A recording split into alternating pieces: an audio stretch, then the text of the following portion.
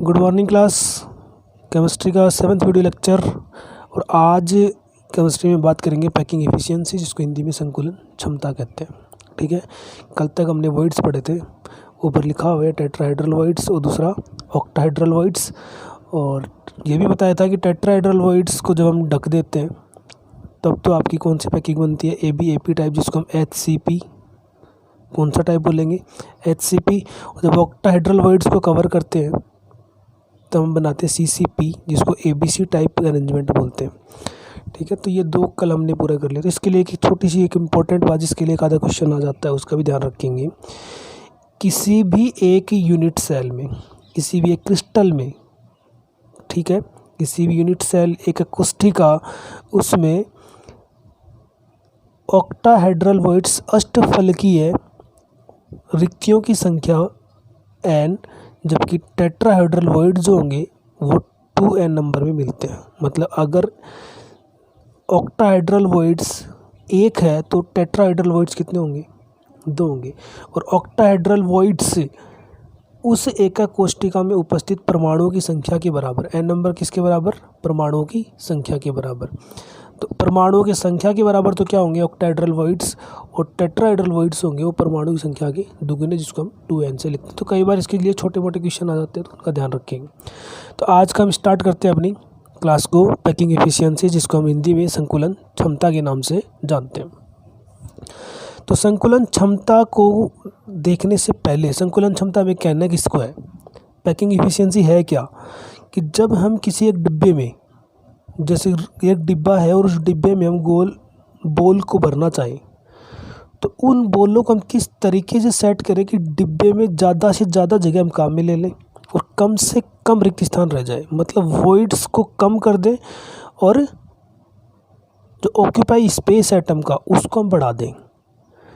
जो परमाणु स्थान घेरते हैं उस स्थान घेरने को हम बढ़ा दें और रिक्तियों की संख्या को हम क्या कर दें, कम कर दें उसी को। और जितना अच्छे से हम कर पाते हैं उतनी अच्छी क्या आएगी, पैकिंग एफिशिएंसी आएगी। हमने अलग अलग अभी तक एक कोष्ठिकाएँ पढ़ी है। हमने सिंपल भी पढ़ी है, जो सरल आद्य कोष्ठिका है, और इसके अलावा हमने फलक केंद्रित, काय केंद्रित, अलग अलग प्रकार से हमने कोष्ठिकाओं को पढ़ा है। इन सब के लिए हम पैकिंग एफिशिएंसी की अलग अलग बात करेंगे, और कौन सी पैकिंग एफिशिएंसी सबसे बढ़िया होती है उसको हम आज देख लेंगे। तो संकुलन क्षमता को जानने से, और संकुलन क्षमता मतलब पैकिंग एफिशिएंसी, इस दक्षता को जानने से पहले 2-3 पॉइंट हमें कवर करने होंगे। सबसे पहला, relation in edge length of unit cell and radius of atom. हमें संबंध का पता लगाना है। एज लेंथ, किनारे की लंबाई किसकी, एकक कोष्ठिका, यूनिट सेल की एज लेंथ और रेडियस ऑफ एटम के बीच में क्या रिलेशन है, उस रिलेशन का हम पता लगाएंगे। ये पैकिंग एफिशिएंसी में काम आएगा, इसलिए ज़रूरी है। तो पहला काम क्या करना है, एकक कोष्ठिका के किनारों की लंबाई और परमाणु त्रिज्या में संबंध पता लगाना है। अब हम जानते हैं, मैंने नीचे लिखा है, आज आपका मटेरियल जो है वो पहले से कवर किया हुआ है, जो ज़्यादा समय नहीं लगेगा, समझने में मज़ा आएगा। देखो, रेडियस ऑफ एटम किसे कहते हैं, परमाणु की त्रिज्या, जिसको हम लिखते हैं R बराबर D/2। क्या रेडियस ऑफ एटम किसे कहते हैं, हमने 9th क्लास से पढ़ते आ रहे हैं।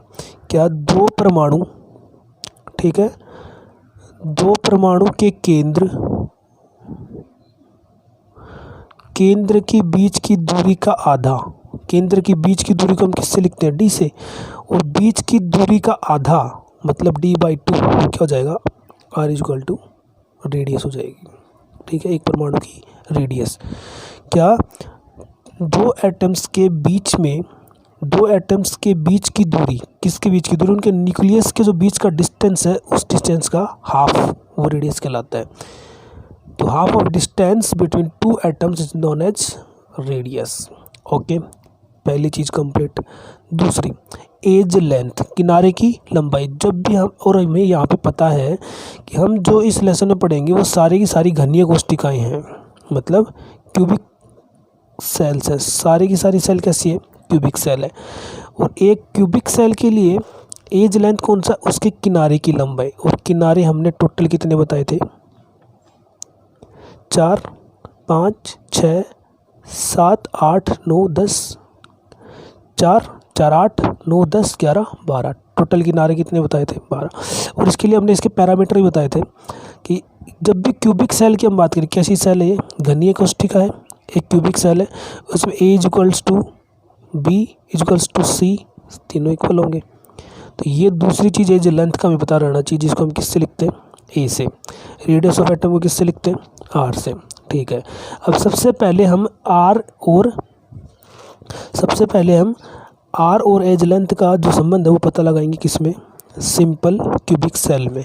सिंपल क्यूबिक सेल जो हमने नीचे ड्रॉ कर रखी है पहले से, सिंपल क्यूबिक सेल जिसके लिए हमने बताया था, जो अवयवी कण हैं, जो आपके पार्टिकल्स हैं, वो कहाँ पर होंगे, सिंपल क्यूबिक सेल में। सारे के सारे पार्टिकल्स उसके कहाँ पर मिलेंगे, कोनों पर, उसके कॉर्नर्स पे होंगे। और टोटल कॉर्नर्स कितने होते हैं, 8 होते हैं, 1 2 3 4 5 6 7 8 कॉर्नर्स, 8 कोने होते हैं। अब इसमें कैसे बताते हैं, ये पार्टिकल है, इसका हम एटम बताएं तो ये एक पूरा एटम बनता है इसका। ठीक है, इसका एटम बनाएं तो ये इसका पूरा एक एटम बनता है, तो दोनों का एटम अलग अलग हो गए। ठीक है, यहाँ का एटम और यहाँ का एटम।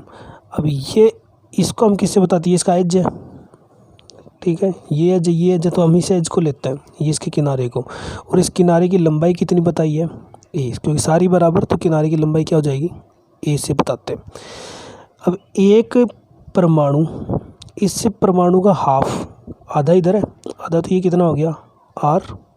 इस परमाणु का आधा इधर है, आधा इधर, कितना हो गया, आर। तो कितने आर हो गए, एक ए के बराबर में कितने आर आ गए, 2 आर। तो हमने नीचे लिखा 2 आर इक्वल्स टू ए, जिसको हम नॉर्मली ऐसे भी लिख सकते हैं, r equal to a by 2। मतलब एक सिंपल क्यूबिक सेल के लिए जो आर और एज लेंथ की जो बीच में संबंध होगा, जो रिलेशन होगा, जो किनारों की लंबाई के बीच में संबंध होगा, वो हम ऐसे लिख सकते हैं कि 2 आर इक्वल टू ए, या फिर r equal to a by 2। ये पहला संबंध किसके बीच में बता सकते हैं, सिंपल के बीच में। इस सिंपल में किनारों की लंबाई और परमाणु की त्रिज्या के बीच में संबंध ये रहेगा, पहली बात। अब दूसरा हम करते हैं फेस सेंटर के लिए। फेस सेंटर के लिए क्या, फेस सेंटर क्यूबिक सेल, इसके लिए हमें पता है कि फेस सेंटर में जो क्यूब में 8 तो कॉर्नर पे होते हैं, वो तो कंप्लीट है, वो तो हम मानते हैं कि पहले से 8 कॉर्नर पे होंगे। और जब फेस सेंटर की बात आ जाती है, तो कोनों के साथ साथ उस यूनिट सेल के जो भी फलक होंगे, उन फलकों के ऊपर भी, जैसे ये ऊपर का फलक, ये नीचे का फलक, ये इधर का और ये इधर का, एक सामने का और एक पीछे का, इन फलकों के सेंटर पर भी क्या रहेगा, एक एक एटम रहेगा। कन्फर्म है, होगा।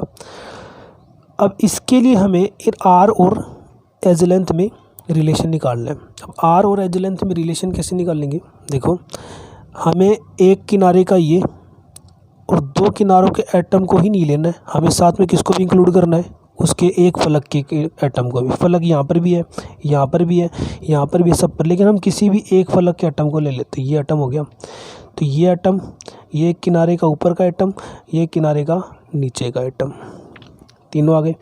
अब हमें क्या करना है, इस ए और इन एटम की जो आर है उसके बीच में संबंध निकालना है। मतलब कुछ ऐसा निकल जाएगा कि ये एक त्रिभुज की जैसी आकृति आएगी। ठीक है, इसको मैंने यहाँ पर निकाल के यहाँ पर रख दिया,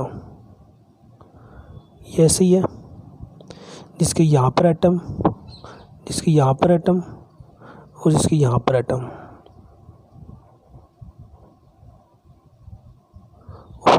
हो गए। अब ए और इन एटम्स की एज लेंथ के बीच में रिलेशन कैसे निकालेंगे, देखो, इस एटम का ये आधा आ रहा है, आर। ठीक है, इसका ये आधा, आर, आधा इधर, तीसरा आर, इसका आधा, 4। कितने आर हो गए टोटल, 4 आर हो गए। अब इसमें त्रिभुज में हमें ये ए दे रखा है और ये दोनों एज बराबर है, तो ये भी ए है लिख रखा और ये भी ए है। और अब हम इस पर क्या लगा देंगे, पाइथागोरस प्रमेय लगा देंगे, पाइथागोरस थ्योरम का यूज़ करेंगे। कैसे, अब ए को सेट करने के लिए पाइथागोरस थ्योरम का यूज़ कर लेंगे। अब इसके बीच में रिलेशन निकल जाएगा। पाइथागोरस थ्योरम क्या कहती है कि ये जो आपका डायगोनल है, इस डायगोनल हाइपोटेनियस जो आपका कर्ण है, ये सामने जो 90 डिग्री के सामने वो कर्ण हाइपोटेनियस है, तो हाइपोटेनियस का स्क्वायर इक्वल टू इसका स्क्वायर और इसका स्क्वायर, लंबाई का वर्ग और चौड़ाई का वर्ग। ठीक है, वो हमने कर दिया। अब इसके बाद में क्या, हाइपोटेनियस क्या हो गया 1 2 3 4, ये 4r है, हाइपोटेनियस आपका 4r का स्क्वायर, और ये एज लेंथ हो गया आपकी a का स्क्वायर प्लस इसका स्क्वायर। जो आपका पाइथागोरस प्रमेय है, जो पाइथागोरस थ्योरम, वो तो आपको अच्छे से आती है। तो इसका स्क्वायर और इसका स्क्वायर कर दिया, लेंथ का और ब्रीथ का स्क्वायर कर दिया।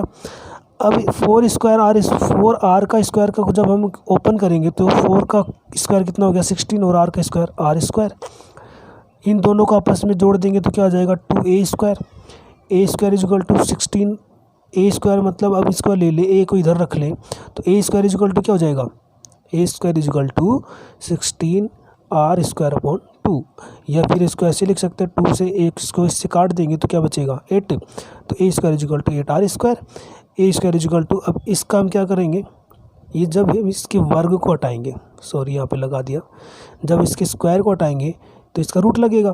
अब रूट लगेगा तो 8 का रूट कितना होगा, 8 के रूट को हम कैसे लिखते हैं 2 इंटू 2 इंटू 2, ये।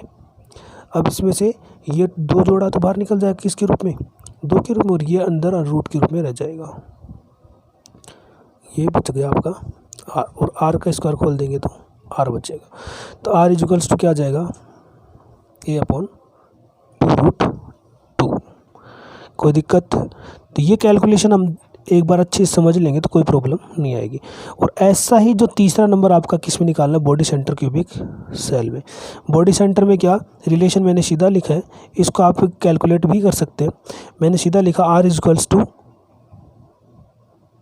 √3 अपॉन r इंटू a, ये मैंने सीधा लिखा है, और आप भी सीधा लिख सकते हैं, याद भी रख सकते हैं, कोई प्रॉब्लम नहीं है। अब देखो इसके लिए मैंने अब इन सब को याद रखने के लिए एक छोटी सी टेबल जो आप खुद भी बना लोगे। कैसे करनी है, ऊपर इधर तो लिखोगे रैंक, रैंक का मीन्स मैंने नीचे लिख रखा है, rank means atom per unit cell, एक यूनिट सेल में कितना एटम यूज़ होता है उसको क्या बोलते हैं, रैंक कहते हैं। जैसे हम कहते हैं कि एक सिंपल यूनिट सेल जिसके कॉर्नर पे सारे एटम होते हैं, पीछे पड़ा है, जैसे किस पे होंगे, सारे के सारे किनारा 8 किनारों पे होंगे, और एक किनारे का हिस्सा कितना होता है 1/8, तो सारे किनारे कितने 8, तो टोटल कितना कण वहाँ पे विद्यमान होगा 1 आता है। तो एटम पर यूनिट, एक का कोष्ठिका में अवयवी कणों की संख्या। तो अगर सिंपल है, सरल आद्य कोष्ठिका है तो उसमें कितनी आएगी, रैंक 1 आ जाएगी। उसमें एक का कोष्ठिका में कितने अवयवी कण है, 1 है। रिलेशन यहाँ पर लिख दिया r बराबर a/2, या फिर इसको a इक्वल टू 2r से कर सकते हैं। जो आपकी फेस सेंटर्ड है उसके लिए हम रैंक कितनी बताते हैं, फलक केंद्रित के लिए जो फलक केंद्रित होगा उसमें 8 तो किनारों पर, 6 उसके फलकों पर, 8 किनारों वाला जो होगा उसके लिए तो हम क्या लगाते हैं 1/8, ठीक है। और जो फलकों के ऊपर होगा इसके लिए हम लिखते हैं 1/2 इंटू 6 इक्वल टू टोटल कितना आ जाएगा 4, जो हमने पीछे कैलकुलेट किया हुआ है उसको भी हम अच्छे से जानते हैं। बॉडी सेंटर के लिए क्या 8 तो किनारों पर और एक अकेला उसके कहाँ पर, बॉडी के सेंटर पर, तो टोटल एटम कितने हो जाएंगे 2। तो ये इसकी रैंक हो गई। रैंक याद रखना जरूरी है, कंपटीशन एग्जाम में भी काम आ जाएगी, कोई बार सीधी पूछ लेते हैं एग्जाम में, उसके लिए याद रखेंगे। और रिलेशन मैंने वापस लिख दिया, इसका रिलेशन यहाँ पर जो r और r इक्वल्स टू क्या आ जाएगा ये, और इसके r के बराबर क्या आ जाएगा, हो गया। तो ये काम हो गया, इस टेबल को अच्छे से याद कर लेंगे, ये हमारे पैकिंग इफिशियंसी में काम आएगी। अब नेक्स्ट क्या, पैकिंग इफिशियंसी से पहले एक छोटा सा टर्म रह गई है जिसको हम पैकिंग फ्रैक्शन, जिसे संकुलन का अनुपात कह सकते हैं। संकुलन का अनुपात हमें क्या बताता है कि वॉल्यूम ऑक्यूपाइड बाय एटम, कि एक एटम कितना स्थान घेरता है, या एक कितनी दूरी में हमें एटम मिले हैं, या कितनी संख्या में एटम हमें पाए गए, वॉल्यूम ऑक्यूपाइड, और उन परमाणुओं ने कितना आयतन घेरा है, वॉल्यूम ऑफ यूनिट सेल, और एक कोष्ठिका एक यूनिट सेल का वॉल्यूम, उसे हम क्या बोलेंगे, दोनों के अनुपात को पैकिंग फ्रैक्शन से लिखेंगे। दोनों के अनुपात को किससे लिखते हैं, पैकिंग फ्रैक्शन से। हिंदी में भी लिखा है देखो, पाए गए परमाणु का आयतन और एक का कोष्ठिका के परमाणु का आयतन, ठीक है, दोनों काम कर सकते हैं। अब आगे क्या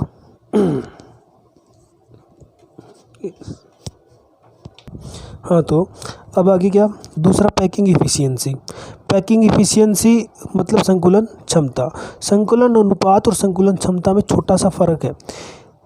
पैकिंग फ्रैक्शन जो है, उस पैकिंग फ्रैक्शन को अगर हम परसेंट निकाल लें, मतलब पर 100 निकाल लें, 100 के अनुकूल निकाल लें, तो क्या हो जाएगा, उसका पैकिंग इफ़िशियंसी, संकुलन की दक्षता हो जाएगी, संकुलन की क्षमता हो जाएगी।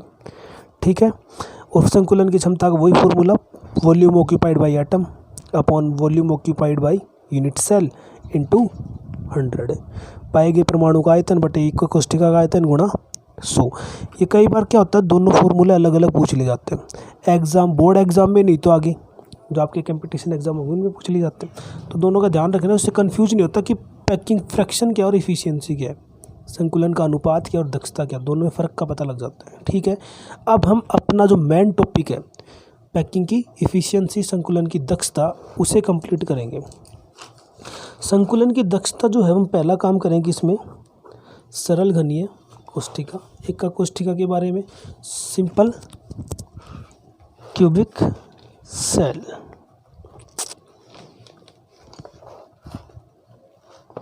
ठीक है, ठीक है। Simple cubic cell, simple cubic cell यहाँ पर मैंने फिर से बना दी। बार बार बनाने का मतलब यहाँ पर क्या है, आपको अच्छे से याद हो जाए। बार बार बनाओगे, बार बार लिखोगे, तो वो ढंग से दिमाग में हो जाएगा और याद रह जाएगा। ठीक है। अब एक इसकी इफ़िशियंसी निकालने के लिए, इसकी दक्षता निकालने के लिए, दक्षता का मतलब मैं फिर से बता रहा हूँ क्या, कि एक बॉक्स में आप एटम को जब रखते हैं तो उसमें सारी जगह को कवर नहीं कर पाते, मतलब कुछ खाली स्थान रह जाते हैं। तो आपने उन परमाणुओं को, उन एटम्स को किस तरीके से सेट किया और कितने तरीके से सेट करके आपने जगह को कितना इस्तेमाल किया है, वही क्या उसकी पैकिंग इफ़िशियंसी है। तो मतलब एटम को सेट करेंगे तो यहाँ पर एटम भी आएंगे और साथ साथ में रिक्तियाँ भी आएंगी। तो हमें रिक्तियों को निकालते हुए टोटल हमने कितना जगह को काम में लिया, वो इसकी पैकिंग इफ़िशियंसी है। ठीक है। वो अलग अलग कोष्ठिका के लिए अलग अलग मिल जाएगी। तो अब एक सरल घनीय कोष्ठिका के लिए जब हम निकालेंगे तो कैसे करेंगे, सबसे पहले उसके लिए क्या क्या तैयार करना पड़ेगा, एज लेंथ, मतलब किनारों की लंबाई, वो क्या है ए, पहली बात। दूसरी, वॉल्यूम ऑफ यूनिट सेल, एक यूनिट सेल का आयतन कितना लिखेंगे, आयतन कितना लिखेंगे कोष्ठिका का, कोष्ठिका का आयतन हो जाएगा ए क्यूब। ठीक है। और ए बराबर, जो ए और आर, ये हमने पीछे कर दिया था, इसीलिए मैंने बताया था इसके लिए कि ए सिंपल प्रिमिटिव सेल के लिए ए और आर का रिलेशन जो संबंध था वो क्या था, ए बराबर 2r। ए बराबर कितना निकालेंगे 2r, जैसे कि r बराबर a/2 है तो ए बराबर क्या हो जाएगा, ए बराबर 2r हो जाएगा। ठीक है। रैंक, रैंक के लिए मैंने पहले डिस्कस कर दिया कि एक कोष्ठिका में कितने अभिकरणों की संख्या रहेगी, एक किनारे का 1/8 करता है, तो सारे किनारे मिलकर 8 किनारे मिलकर कितने कर लेंगे, टोटल 1 कणिका लेकर आ जाएंगे। ठीक है। तो रैंक हमने पता लगा ही ली। और साथ साथ में एक छोटी सी चीज़ और भी करनी है, परमाणु का आयतन, परमाणु का आयतन, परमाणु का आयतन मतलब वॉल्यूम ऑफ स्फीयर। शायद इसको हमने 9th-10th क्लास में गणित में पढ़ा था, मैथमेटिक्स में हमने इसको यूज़ किया था, जो हम क्या बताते हैं 4/3 πr³। ये वाला फॉर्मूला थोड़ा सा याद रखना है। ठीक है।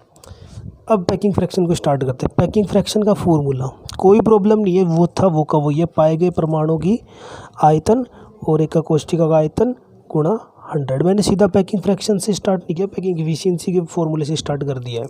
संकुलन क्षमता कैसे कहेंगे, पाए गए परमाणु का आयतन बटे एक कोष्ठिका का आयतन गुणा 100। अब कितने परमाणु मिले यहाँ पर हमें, एक कोष्ठिका कितने परमाणु आता है, एक आता है। रैंक कितनी है, वो रैंक यहाँ पर आ जाएगी 1। और एक परमाणु का आयतन कितना होता है वो हमने लिखा ऊपर 4/3 πr³। और अपॉन एक कोष्ठिका का आयतन कितना, a³ × 100। ठीक है। ए बराबर हम जानते हैं कि ए बराबर हमने क्या किया था 2r, रिलेशन से पता लग गया ए और आर के कि ए बराबर कितना हो जाएगा, सॉरी ए बराबर कितना हो जाएगा 2r। भाई एक तो ये एक तो लिखा गया रैंक, कितना परमाणु इसमें आया, कितना अवयकण उसने इस्तेमाल किया, ये एक परमाणु का आयतन, एक परमाणु इसमें मतलब टोटल जब इसको करते हैं 1/8 इधर से 1/8 इधर से, तो टोटल एक परमाणु आता है। तो उस एक परमाणु को हमने यहाँ पर लिख दिया और उस एक परमाणु का आयतन कितना 4/3 पाई आर क्यूब। ए क्यूब वो एक कोष्ठिका जो है, इस एक कोष्ठिका का टोटल आयतन कितना हो जाएगा ए क्यूब, क्योंकि एक घन का आयतन कितना लिखते हैं, एक कोष्ठिका मतलब कैसी है आपकी घन, और घन का आयतन कितना होता है भुजा, इस भुजा का क्यूब, मतलब उसको हम किससे लिखते हैं ए क्यूब से। समझ गए। अब आगे ए का हमने रिलेशन बता दिया था, ए बराबर क्या 2r, तो हमने ऊपर कंप्लीट कर दिया था। अब हम वैल्यू रख देंगे। अब इसको थोड़ा सेट कर लेते हैं। ये 4/3 लिखा हुआ है, ये 4/3 नीचे आ जाएगा, तो पाई आर क्यूब 3 गुणा इसका लिख दिया हमने कितना, ए का मतलब 2r और 2r का क्या कर दिया cube into 100, 4 pi r cube 4 pi r cube upon 3। और 8 का जब हम इसका ऊपर से इस जो ब्रैकेट है इसको ओपन करेंगे तो 2 का क्यूब कितना हो जाएगा 8, और आर का क्यूब कितना हो जाएगा r cube into 100। 4 into pi की वैल्यू, इससे पहले हम क्या कर देंगे, इस आर क्यूब से इस आर क्यूब को कैंसिल कर देंगे, ठीक है। 4 इंटू पाई की वैल्यू कितनी हो गई, तो पाई इक्वल टू हम जानते 3.14, पाई की वैल्यू रख दी, और 8 कितने हो गए 24 इंटू 100, इतना काम। इसके बाद जब हम इसको सॉल्व करेंगे तो कितना आ जाएगा आंसर 0.52, और इसको जब 100 से गुणा करेंगे तो अप्रोक्स आंसर कितना जाएगा 52%। मतलब एक सिंपल क्यूबिक सेल, मतलब एक आद्य कोष्ठिका के लिए संकुलन दक्षता है वो कितनी आती है 52%, ठीक है। तो ये हम पैकिंग एफिशिएंसी इस तरीके से निकाल सकते हैं। तो और आपका होमवर्क क्या है, आपको क्या करना है, आपको FCC, ठीक है, FCC मतलब फलक केंद्रित कोष्ठिका के लिए पैकिंग एफिशिएंसी का पता लगाना है कितनी आएगी। सारी चीज़ें आपके पास पहले से हैं, आप इससे BCC काय केंद्रित का भी पता लगा सकते हो, बॉडी सेंटर्ड का भी। सारी चीज़ें का मतलब एज का पता है, वॉल्यूम आपको पता है, ए और आर के रिलेशन आपको पता है, रैंक आपको पता है, सब चीज़ें आपके पास में। आप तो होमवर्क में आप इनको करोगे, और अगर प्रॉब्लम आती है तो उसके सॉल्यूशन फिर मैं आपको दे दूँगा। ओके, तो आज की क्लास में इतना ही, फिर हम आगे देखेंगे। लेसन हमें अब बहुत लंबा कर दिया, समझने वाली चीज़ हमने बहुत कंप्लीट की है, अब लेसन फटाफट कंप्लीट करेंगे। Okay, thank you.